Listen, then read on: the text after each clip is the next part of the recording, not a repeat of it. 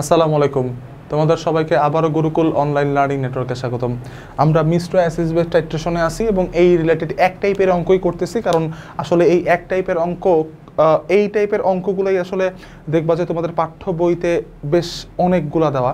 তো সেই সুবাদেই বেশ 2-3টা অঙ্ক আমরা সলভ করতেছি মিশ্র অ্যাসিড বেস টাইট্রেশনেরই একই ধরনের অঙ্ক।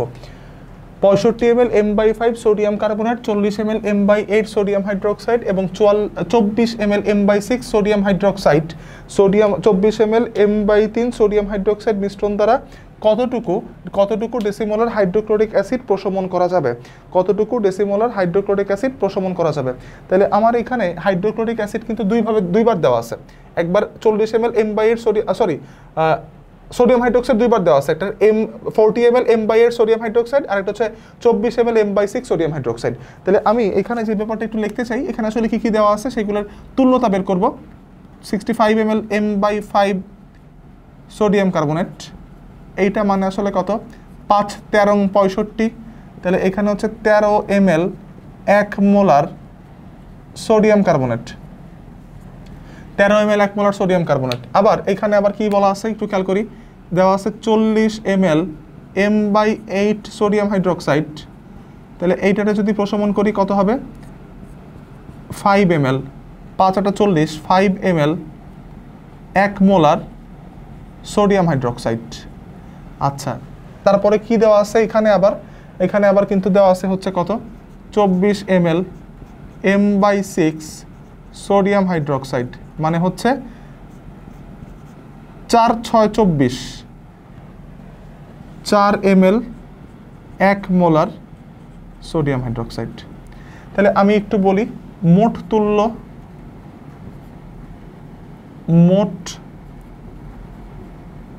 তুল্য পরিমাণ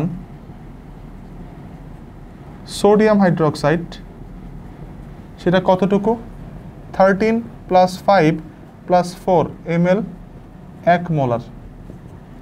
তাহলে আমার এখানে আমি বলতে পারি মোট তুল্য পরিমাণ হচ্ছে, একটু খেয়াল করি, 13 + 5 + 4 ml 1 মোলার। 4 আর 5 ঠিকই আছে, কিন্তু এইখানে এই 13টা হবে না। তার কারণ হচ্ছে আমরা সোডিয়াম কার্বনেটকে রিপ্লেস করব সোডিয়াম হাইড্রোক্সাইড দ্বারা, তারপরে আমরা পাবো মোট তুল্য পরিমাণ সোডিয়াম হাইড্রোক্সাইড।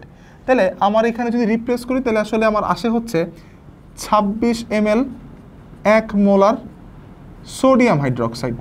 তাহলে এখন আমরা 13-র জায়গায় লিখবো 26 + 5 + 4, 26 ml 1 molar sodium hydroxide, 5 ml 1 molar sodium hydroxide, 4 ml 1 molar sodium hydroxide. তাহলে 26 + 5 + 4 ml 1 মোলার সোডিয়াম হাইড্রোক্সাইড। তাহলে আমরা ক্যালকুলেট করলে কত পাচ্ছি, 26 + 5 + 4, তাহলে পাচ্ছি হচ্ছে 35 ml 1 molar sodium hydroxide, 35 ml 1 molar sodium hydroxide. তাহলে এখন আমি এইখানে দুইটা ক্ষার ছিল, একটা অ্যাসিডকে প্রশমন করার জন্য আমরা এখানে এই দুইটা ক্ষারের থেকে একটা ক্ষারে তুল্যতা নিয়ে গেছি, তার মানে সোডিয়াম হাইড্রোক্সাইডে নিয়ে গেছি। আর সোডিয়াম হাইড্রোক্সাইড নিয়ে যাওয়ার পরে আমরা এখানে হাইড্রোক্লোরিক অ্যাসিডের সাথে বিক্রিয়া দেখতে পারবো, তার মানে সেই সিঙ্গেল অ্যাসিড বেস টাইট্রেশনের রূপ। তাহলে সোডিয়াম হাইড্রোক্সাইড NaOH এটার সাথে হাইড্রোক্লোরিক অ্যাসিডের বিক্রিয়া, তাহলে কি উৎপন্ন হবে, সোডিয়াম ক্লোরাইড আর হচ্ছে পানি। সবচেয়ে সিম্পল প্রশমন বিক্রিয়া, সোডিয়াম হাইড্রোক্সাইড আর পানি। তাহলে এখানে সোডিয়াম, ক্লোরিন, পানি সব কিছু ঠিকঠাক থাকলো। এখন আমরা বলতে পারি 1:1 অনুপাতে সোডিয়াম হাইড্রোক্সাইড এবং হাইড্রোক্লোরিক অ্যাসিড বিক্রিয়া করে। তাহলে আমরা সেই সিঙ্গেল অ্যাসিড বেস টাইট্রেশনের চিরচেনা সূত্র আমি ইউজ করব, Na/NB = VASA / VBSB। তাহলে আমি এখানে লিখতে পারি সোডিয়াম হাইড্রোক্সাইড 1 মোল, সোডিয়াম হাইড্রোক্সাইড হাইড্রোক্লোরিক অ্যাসিড সবাই 1 মোল, তাহলে 1:1।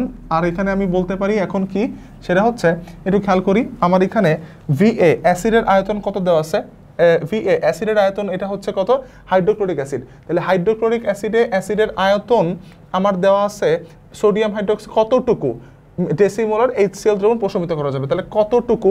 তার মানে আমার কিন্তু দিন শেষে আসলে VA এর ভ্যালুই নির্ণয় করতে হবে। গেল। তারপরে আমার এখানে SA সলিবিলিটি অফ অ্যাসিড, তাহলে এইটা কত, এটা দেখো একটা জানা ঘনমাত্রা দেওয়া আছে ডেসিমোলার, ডেসিমোলার মানে কত 0.1 মোলার, ডেসিমোলার মানে 0.1 মোলার। তারপরে আমার এখানে তারপরে VB এর ভ্যালু দেওয়া আছে কত VB, তাহলে এখানে VB এর ভ্যালু খুব নর্মালি চিন্তা করি, এখানে VB বেইজের ভলিউম সেটা 35 ml, বেইজের ভলিউম 35 ml এবং বেইজের solubility S of B solubility of base সেটা কিন্তু দেওয়াই আছে 1 মোলার। আমরা সব কিছু 1 মোলারে কাউন্ট করতেছি যে এটার তুল্যতা নির্ণয় করব। তারপরে এখানে আমি করতে পারি কত VA টা নির্ণয় করতে হবে SA হচ্ছে 0.1, VB হচ্ছে 35 ইন্টু SB হচ্ছে 1। তাহলে পরবর্তী লাইনে আমি এখানে কি লিখতে পারি একটু খেয়াল করি, আমার এখানে 35 উপরে যাবে নিচে যাবে 0.1, আর সবাই তো 1ই, উপরে 35 নিচে 0.1, তাহলে এখানে হচ্ছে VA। তাহলে আমি এখানে ভলিউম অফ অ্যাসিড আমার বের করতে বলছে প্রশমিত করা যাবে কিনা, তাহলে কতটুকু ডেসিমোলার হাইড্রোক্লোরিক অ্যাসিডের প্রশমন করতে হবে, তার মানে আমার আয়তন এখানে চেয়েছে, তাহলে আয়তন আমার এখানে লিখতে পারি 350 ml and this is the answer. অর্থাৎ এই যে ম্যাথটা, এই ম্যাথটা সিঙ্গেল অ্যাসিড বেস টাইট্রেশনের শেষ ম্যাথ ছিল। আমরা এই সিঙ্গেল অ্যাসিড বেস টাইট্রেশনের এই ম্যাথটা দ্বারা মিশ্র অ্যাসিড বেস টাইট্রেশনের শেষ ম্যাথ ছিল, এই মিশ্র অ্যাসিড বেস টাইট্রেশনের এই ম্যাথটা দ্বারা আমি মিশ্র অ্যাসিড বেস টাইট্রেশন টপিকটা শেষ করতেছি। আমরা টাইট্রেশন টপিকটা শেষ করে দিছি। টাইট্রেশন যে টপিকটা, এই টপিকটার আওতাভুক্ত একটা টপিক ছিল নির্দেশক, যেটা আমরা এখন একটু দেখতে চাই। একটু খেয়াল করি, আমরা টাইট্রেশনের সংজ্ঞাটা পড়ছিলাম যে পদ্ধতিতে, টাইট্রেশন একটা পদ্ধতি, তার মানে প্রথমে স্টার্ট করছিলাম যে পদ্ধতিতে উপযুক্ত নির্দেশকের উপস্থিতিতে, যেই পদ্ধতিতে উপযুক্ত নির্দেশকের উপস্থিতিতে প্রমাণ ঘনমাত্রার সাহায্যে অজানা ঘনমাত্রা নির্ণয় করা হয়, তাকে আমরা বলতেছিলাম টাইট্রেশন বা অনুমাপন। অর্থাৎ এই যে একটা কথা সংজ্ঞার মধ্যে বললাম উপযুক্ত নির্দেশক, এই উপযুক্ত নির্দেশকের উপস্থিতি কিন্তু টাইট্রেশনের ক্ষেত্রে একটা নির্ভরশীলতা তৈরি করে। অর্থাৎ উপযুক্ত নির্দেশক কোন টাইট্রেশন হচ্ছে, অ্যাসিড বেস টাইট্রেশন হচ্ছে না জারণ বিজারণ টাইট্রেশন হচ্ছে। এই অ্যাসিড বেস টাইট্রেশন হয় বা জারণ বিজারণ টাইট্রেশন হয়, যেইটাই হোক না কেন, আমরা নির্দেশক কিন্তু অ্যাসিড বেস টাইট্রেশনের জন্য একরকম হবে, আবার জারণ বিজারণ টাইট্রেশনের জন্য একরকম হবে। তার মানে নির্দেশক টাইট্রেশন পদ্ধতিটা ঠিকঠাক রাখার জন্য একটা সিগনিফিক্যান্ট রোল কিন্তু প্লে করে।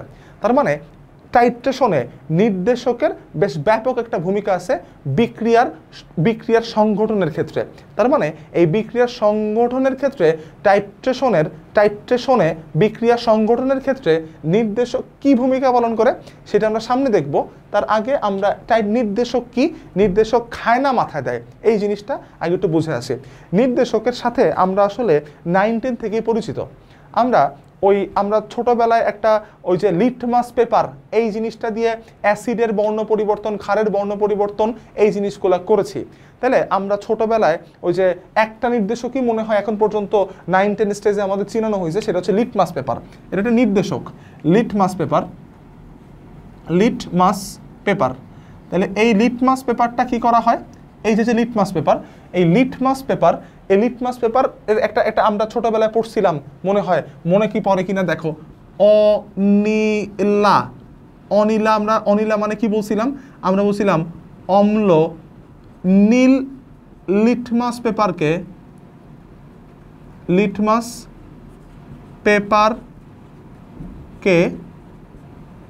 লাল করে। অনিলা এই অনিলা দিয়ে আমরা এই কথাটা মনে রাখতাম। আমাদের একটা কনফিউশন তৈরি হতো যে লিটমাস পেপার দুই ধরনের, লাল লিটমাস পেপার, নীল লিটমাস পেপার। এখন লাল লিটমাস পেপার অম্লের ক্ষেত্রে ইউজ হবে না নীল লিটমাস পেপার অম্লের ক্ষেত্রে ইউজ হবে, অম্লের ক্ষেত্রে লাল বর্ণ চেঞ্জ করবে না নীল বর্ণ চেঞ্জ করবে, এই জিনিসটা একটা কনফিউশন তৈরি হতো। এই কনফিউশন মনে রাখার জন্য আমাদের টিচাররা আমাদের শিখিয়েছে অনিলা, এই জিনিসটা মনে রাখলেই মোটামুটি মনে থাকে। অম্ল মানে অ্যাসিড নীল লিটমাস পেপারকে লাল করে, ফর অম্ল নীল লিটমাস পেপারকে লাল করে। তার মানে আমরা এইখানে এই নির্দেশকটা পড়ছিলাম লিটমাস পেপার নিয়ে, এবং অম্ল যদি নীল লিটমাস পেপারকে লাল করে তাহলে ডেফিনেটলি ক্ষার লাল লিটমাস পেপারকে নীল করবে। এইটার উল্টা হবে, অ্যাসিড এবং ক্ষার যেহেতু বিপরীতধর্মী পদার্থ, তাহলে আমি যদি বলি অম্ল ক্ষেত্রে এইটা, তাহলে ক্ষার লাল লিটমাস পেপারকে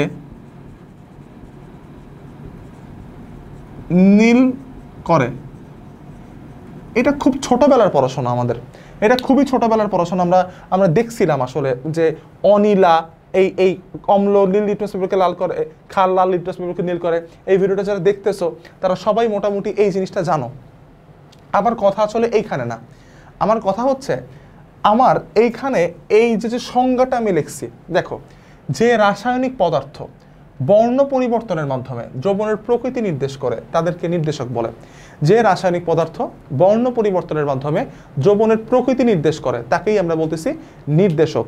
একটু খেয়াল করে দেখি, কোনো একটা জারের মধ্যে একটা অনেক সক্রিয় অ্যাসিড আছে বা অনেক স্ট্রং একটা অ্যাসিড আছে। ফরসে আমি যদি বলি যে 98% সালফিউরিক অ্যাসিড কোনো একটা জারের মধ্যে মনে করো আছে, তাহলে এই 98% সালফিউরিক অ্যাসিড, এখন প্রশ্ন হচ্ছে তোমার এইখানে ওই জারের মধ্যে লেভেলিং করা নাই, এটা 98% সালফিউরিক অ্যাসিড।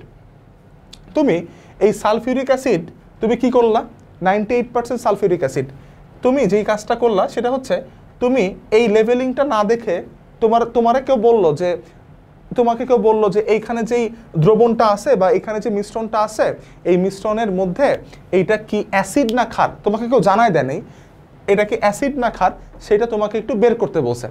এখন স্বভাবতই তুমি কি এই কাজটা করবা, তুমি এইখানে যে জারটা আছে সেই জারের মধ্যে হাত ঢুকাই দিবা।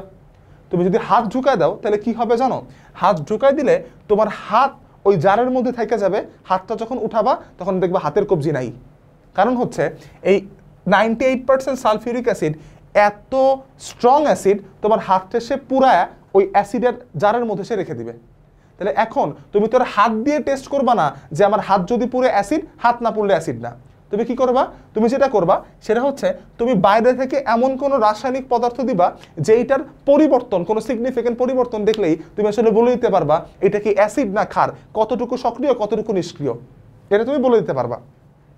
তাইলে আমরা এই রাসায়নিক পদার্থ যেটা ইউজ করি অ্যাসিড ক্ষার বা জারক বিজারক এই জিনিসগুলা নির্ণয় করার জন্য, এবং এরা এই দ্রবণগুলা অ্যাসিড বা ক্ষারকের মধ্যে অবস্থান করে তাদের বর্ণ পরিবর্তন করে আমাদের শো করে যে এইখানে আমি যার মধ্যে আসছি সে একটা অ্যাসিড বা আমি যার মধ্যে আসি সে একটা বেস।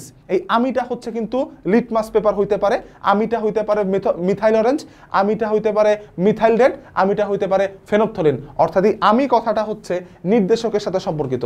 মানে নির্দেশক ওই জারের মধ্যে যে বলে এই জারটা অ্যাসিড তাহলে এই জারটা বেস, কিভাবে তার বর্ণ পরিবর্তন করে। এখন সেই বর্ণ পরিবর্তন একাধিকভাবে করতে পারে, অর্থাৎ যেই রাসায়নিক পদার্থ বর্ণ পরিবর্তন করে যৌবনের প্রকৃতিকে নির্ণয় করবে সেইটাই হচ্ছে নির্দেশক। এই নির্দেশকের আমরা নির্দেশকের কিছু প্রকারভেদ আওতাভুক্ত করি। নির্দেশকের কিছু প্রকারভেদ, নির্দেশকের প্রকারভেদ।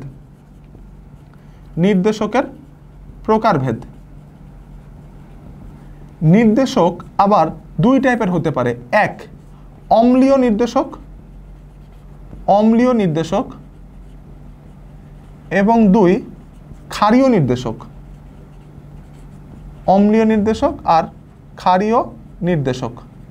তাইলে আমরা নির্দেশক তো ছোটবেলায় পড়ছিলাম শুধুমাত্র অনীলা মানে লিটমাস পেপারের জন্য। এইবার আমরা দুইটা টাইপের নির্দেশক পড়তেছি, একটা অম্লীয় নির্দেশক আর একটা ক্ষারীয় নির্দেশক। এই অম্লীয় নির্দেশক হচ্ছে ফেনপথলিন এবং ক্ষারীয় নির্দেশক হচ্ছে মিথাইল অরেঞ্জ এবং মিথাইল রেড। ক্ষারীয় নির্দেশক হচ্ছে মিথাইল অরেঞ্জ এবং মিথাইল রেড। তার মানে আমরা কিন্তু আরো নতুন দুইটা নির্দেশক নিয়ে আসলাম। এই নতুন দুইটা নির্দেশকের বর্ণ পরিবর্তন কিরকম হয় এবং এই নির্দেশকের বৈশিষ্ট্যগুলো কিরকম হয় সেটা আমরা নেক্সট ভিডিও লেকচারেই দেখতেছি। তোমাদের যদি এই টপিকগুলো নিয়ে কোনো ধরনের কোনো প্রশ্ন থাকে তাহলে তোমরা কমেন্ট বক্সে সেই প্রশ্নগুলো আমাদের করতে পারো এবং এই ভিডিওটি শেয়ার করে গুরুকুল অনলাইন লার্নিং নেটওয়ার্কের সাথেই থাকো। ধন্যবাদ।